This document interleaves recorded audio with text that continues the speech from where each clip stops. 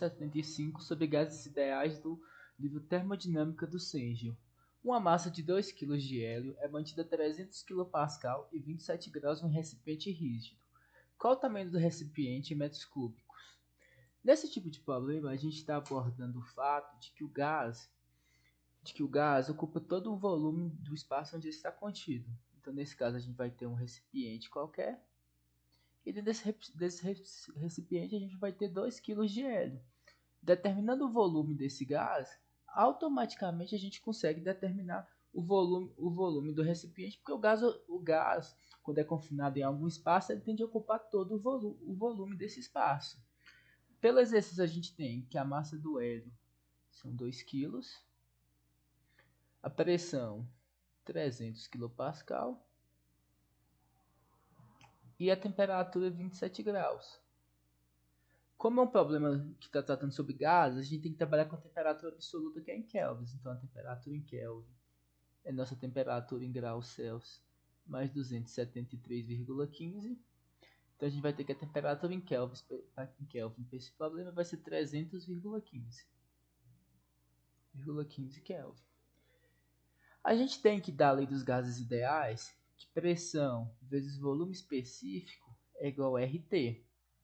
Só que a gente sabe que volume específico é o volume total dividido pela massa. Então, no lugar de volume específico nessa expressão, a gente pode colocar P vezes volume dividido por massa igual a RT. Logo, a gente tem que pressão vezes volume total é igual a massa vezes a constante dos gases vezes a temperatura. Como o nosso problema é o volume, a gente vai isolar o V. Disso a gente tem que a massa vezes a constante dos gases vezes a temperatura dividido pela pressão vai nos dar nosso volume. Esse R presente aqui nessa equação não é o R da constante ideal dos gases.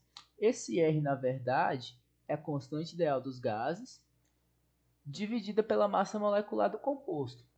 Como a gente está tratando do hélio, a gente tem o seguinte, que 8,314 kJ por kilomol vezes Kelvin, dividido pela massa molar do hélio, que é 4,003 kg por kilomol,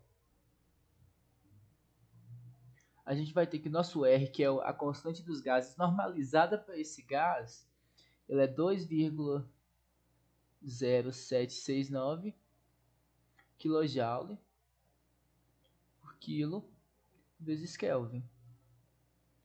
Todos esses dados aqui foram tirados da tabela A1 do Cêncio.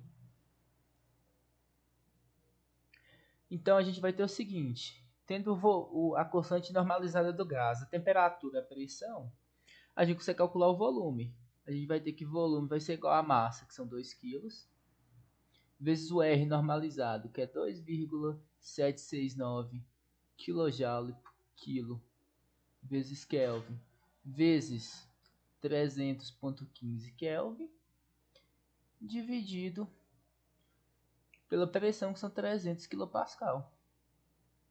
Efetuando os cálculos matemáticos, a gente vai ter que o volume vai ser 4,134.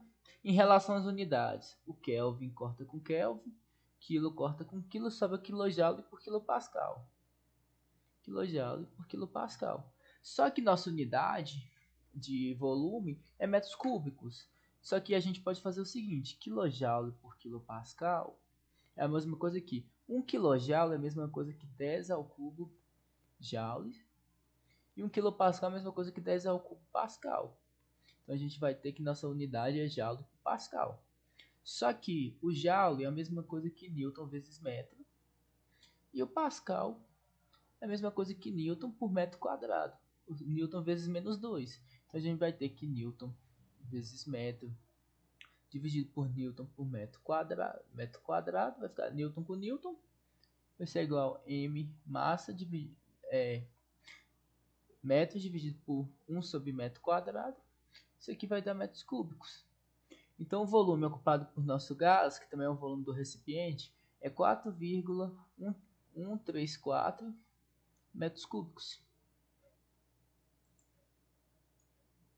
A resposta final, 4,134 metros cúbicos.